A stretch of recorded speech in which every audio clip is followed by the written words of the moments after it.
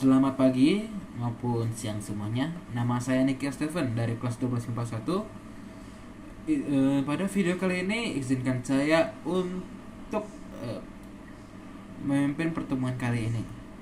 Pertama-tama, marilah kita menyanyi panjat kepada Tuhan kita. Nama judulnya ini itu Selamat pagi Bapak.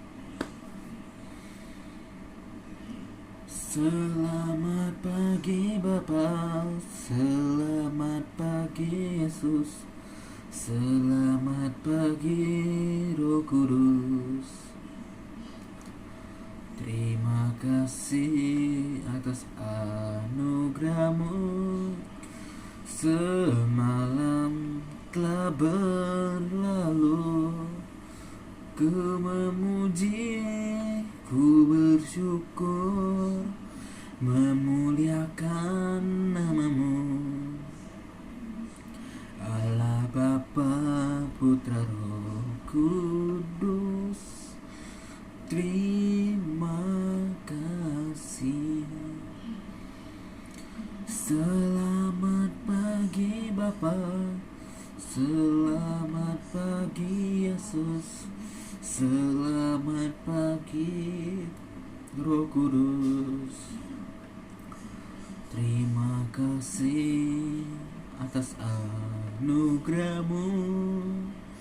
Semalam telah berlalu, ku memuji, ku bersyukur, memuliakan nama-Mu. Allah Bapa, Putra, Roh Kudus, terima kasih. Selamat pagi Bapa, selamat pagi Yesus, selamat pagi Roh Kudus. Allah, terima kasih atas anugerah-Mu. Semalam telah berlalu, ku memuji, ku bersyukur, memuliakan nama-Mu. Allah Bapa, Putra, Roh Kudus, terima kasih. Allah Bapa, Putra, Roh Kudus, terima kasih. Oke, selanjutnya marilah kita berdoa kepada Tuhan Yang Maha Esa. Tuhan, berkatilah pertemuan kali ini agar dapat berjalan dengan lancar, serta berkatilah pertemuan ini agar dapat memasuki hati dan jiwa mereka, Tuhan, agar dapat mereka tercerahkan pada pertemuan kali ini. Amin. Oke, pada pertemuan ini saya akan membacakan Injil Tesalonika, 2 Tesalonika pasal 3 ayat 1 sampai selesai.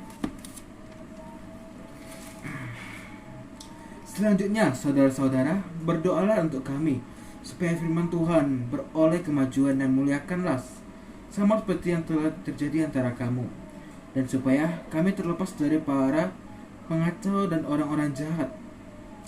Sebab bukan semua orang boleh beriman, tetapi Tuhan adalah setia. Ia akan menguatkan hatimu dan memelihara kamu terhadap yang jahat. Dan kami percaya pada Tuhan bahwa apa yang kami pesan kepada kamu, kamu lakukan dan akan kamu lakukan. Kiranya Tuhan tetap menunjukkan hatimu kepada kasih Allah dan kepada ketabahan Kristus. Tetapi kami berpesan kepadamu, saudara-saudara, dan dalam nama Tuhan Yesus Kristus, supaya kamu menjauhkan diri dari setiap saudara yang tidak melakukan pekerjaannya dan yang tidak menurut ajaran yang telah kamu terima dari kami.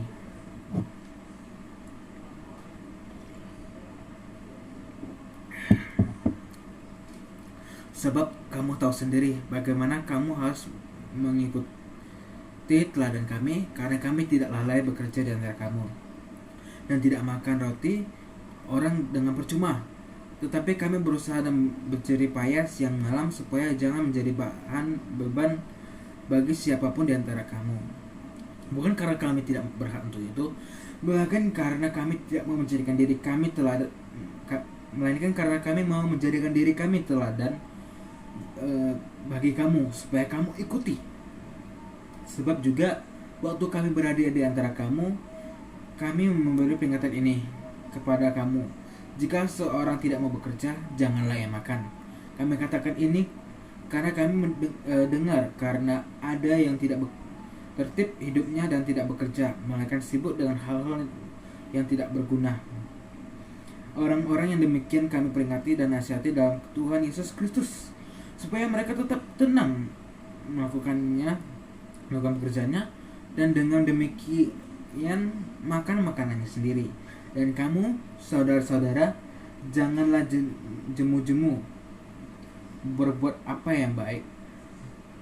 Jika ada orang yang tidak mau mendengarkan apa yang kami katakan dalam surat ini, tandalah dia dan jangan bergaul dengan dia, supaya ia jadi malu. Tetapi janganlah anggap dia sebagai musuh, tetapi tegurlah dia sebagai saudara. Dari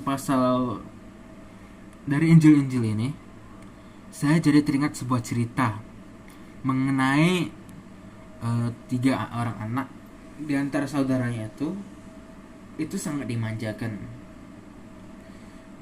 Sangat-sangat dimanjakan. 3 saudara ini diberi kasih sayang, diberi uang, dan juga diberi pendidikan yang sangat layak. Tetapi di antara salah satu mereka keluar dari universitas yang mereka masuki di tengah-tengah tahun.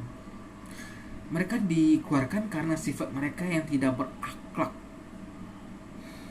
Setelah mereka dikeluarkan, dan kemudian pulang ke rumah, mereka itu dia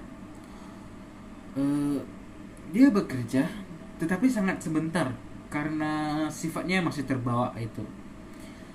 Sifatnya yang sangat kurang ajar dan tidak berakhlak membuatnya dipecat di berbagai pekerjaan. Itu terulang terus sampai pada akhirnya ia menjadi pengangguran.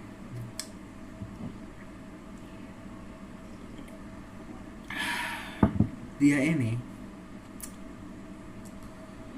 setelah menganggur, dia mengurungkan diri di kamarnya, menggunakan uang orang tuanya yang sudah tua itu, berpuluh-puluh juta rupiah untuk membeli PC.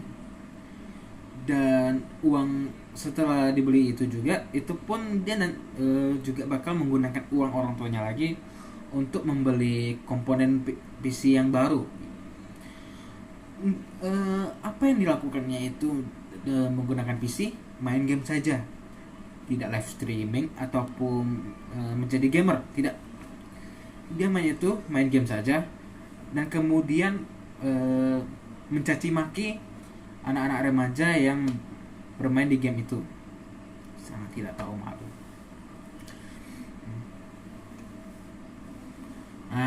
Tidak hanya itu juga, makanan pun harus diantar kepada dirinya.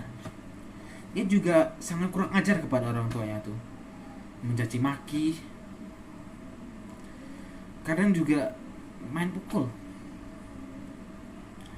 Kemudian titik terendahnya itu saat bapaknya itu kena stroke.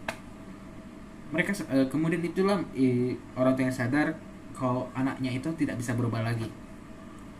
Jadilah si bapak diantar pergi ke tempat para lansia itu yang bakal diurus ibunya juga, si ibunya istrinya nanti juga pindah di tempat yang dekat tempat para lansia itu supaya nanti bisa saling kunjung.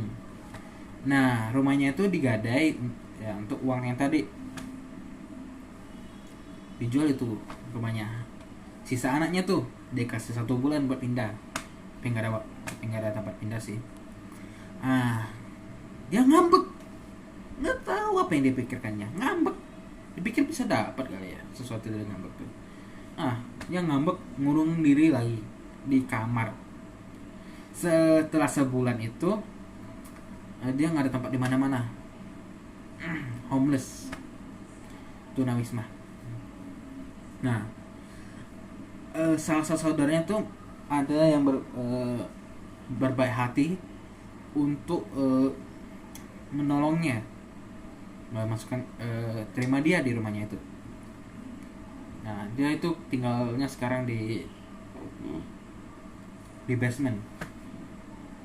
Nah tapi masih tidak tahu malu juga, entah urat malunya udah putus gak bisa sembuh lagi. Dia itu minta uang jajan, minta uang makan juga, makan kadang juga minta uang buat beli partisi lagi. Sangat tidak tahu malu. Makanan juga masih disuruh antar ke dia. Nggak ada yang berubah, tidak ada yang berubah.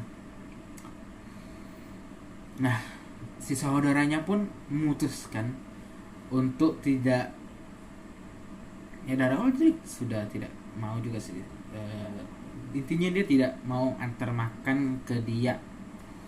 Dilihat sampai kapan dia akan keluar dari basement tersebut. Sayangnya nggak ada cerita lanjutan. Itu informasi yang saya dapat terbarunya itu. Jadi nggak tahu apa dia bakal tetap seperti itu atau bakal berubah kayaknya. Nah dari ceritanya tersebut kita bisa tahu orang itu susah berubah meskipun sudah dibaikin. Kalau tidak dari dirinya sendiri, dia tidak akan berubah.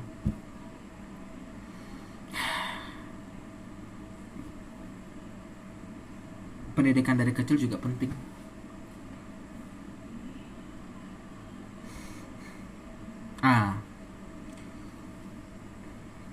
Untuk pertemuan kali ini selesai. Marilah kita mengakhiri ini dengan doa. Tuhan, terima kasih atas pertemuan kali ini. Semoga pertemuan kali ini dapat menyadarkan mereka yang mendengar cerita-cerita ini. Tuhan, jauhkanlah mereka dari perilaku-perilaku yang tidak baik seperti itu. Dan jika mereka berperilaku seperti itu, buatlah mereka berubah Tuhan, menjadi pribadi yang lebih baik. Amin. Terima kasih sudah mendengarkan video ini. Sampai jumpa di pertemuan selanjutnya.